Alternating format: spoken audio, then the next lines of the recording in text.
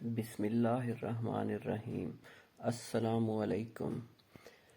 مردہ گھر کی بے روغن عمارت کے فٹ پاتھ پر وہ دونوں بیٹھے تھے۔ عورت نے ایک سفید چادر اوڑھ رکھی تھی اور اس کے چہرے پر ان آنسوؤں کے نشان تھے جو کسی اختیار کے بغیر بار بار اس کی آنکھوں سے بہہ رہے تھے۔ مرد مسلسل سگریٹ پی رہا تھا، اس کی آنکھوں کے گرد تھکن کے اور بے خوابی کے حلقے تھے۔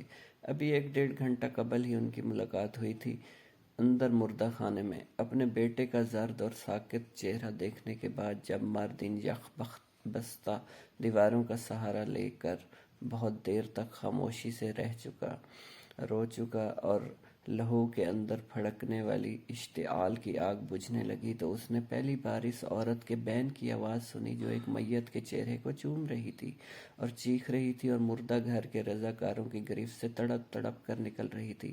اور اب وہ دونوں مردہ گھر کے باہر ذیلی سڑک کے فٹ پاتھ پر بیٹھے تھے۔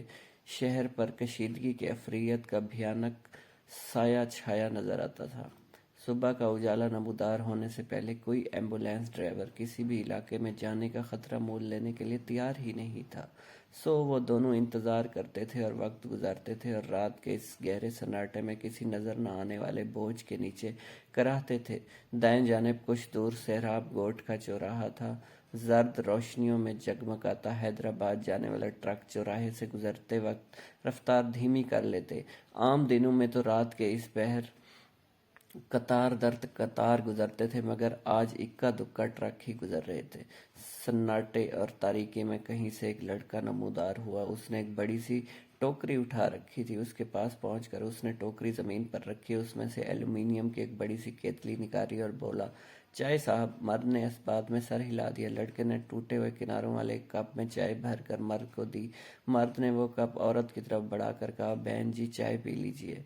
لڑکے نے ایک لمحے کے تذبذب کے بعد کپ بھر کر مرد کو دیا اور ٹوکری اٹھا کر اندر مردہ خانے کی طرف چل پڑا۔ مرد نے 2 بڑے بڑے گھونٹ لے کر چائے ختم کر دی۔ کپ فٹ پاتھ پر رکھ کر اس نے ایک اور سگریٹ سلگائی اور بولا، فجر کے بعد ہی ایمبولینس مل سکتی ہے۔ عورت نے آہستہ سے کہا، بھائی جان۔ چھوٹے چھوٹے گھونٹ لے کر اس نے چائے ختم کی اور کپ اپنے پاس فٹ پاتھ پر رکھ دیا۔ کہیں بہت دور سے کلاشنکوف چلنے کی آواز رات کے سناٹے میں تیرتی ان تک پہنچی۔ چائے والا لڑکا مردہ گھر کی عمارت میں سے نکلا اور ان کے پاس آ کر بولا، 6 روپے صاحب۔ مرد نے اسے پیسے دیے۔ لڑکے نے چائے کے کپ اٹھا کر ٹوکری میں ڈالے اور بولا، گلبرگ میں مارا ماری چل رہی ہے، اندر فون آیا ہے، ایک گاڑی منگوا رہے تھے۔ اب اس ٹائم گاڑی کون لے کر جائے گا صاحب؟ وہ ٹوکری اٹھا کر اندھیرے میں گم ہو گیا۔ مرد نے گھڑی دیکھی اور بولا، 3 بج رہے ہیں، 2.5-3 گھنٹے تو لگیں گے۔ عورت نے آہستہ سے سر ہلایا۔ مرد نے کہا، بہن جی آپ نے اپنے گھر فون کر دیا تھا؟ جی کر دیا تھا۔ عورت نے کہا، بتا دیا تھا کہ صبح ہو جائے گی، وہ کہہ رہے تھے کہ اتنی دیر میں ہم باقی انتظامات کر لیں گے۔ عورت کی آواز اچانک بھر گئی۔ چند لمحوں کی خاموشی کے بعد اس نے خود پر قابو پا کر کہا، یہ بھی محلے والوں کی مہربانی ہے، باقی انتظامات وہ خود کریں گے۔ نہ جانے کہاں کا بھاگ دوڑ کرنی پڑتی ہے، میرے لیے تو ساری بھاگ دوڑ میرا چھوٹا بیٹا ہی کیا کرتا تھا جو اندر۔ وہ خاموشی سے رونے لگی۔ سفید چادر میں لپٹا اس کا بدن ہلکے ہلکے جھٹکے لینے لگا۔ حوصلہ کیجئے بہن جی۔ مرد نے سر اٹھا کر سیاہ آسمان کو دیکھا، میرا بیٹا بھی اسی جگہ لیٹا ہے۔ میں نے کبھی سوچا بھی نہیں تھا کہ ایک رات میں اس طرح باہر بیٹھا ہوں گا اور میرا بیٹا، میرا لخت جگر مجھ سے دور ہو جائے گا۔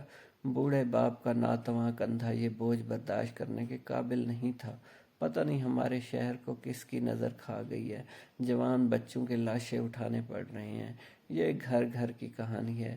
اللہ کراچی کو امن کا گہوارہ بنائے، آمین۔ ویورز، آپ کو یہ سٹوری اچھی لگی ہو تو میرے چینل کو سبسکرائب کرنا مت بھولیے گا۔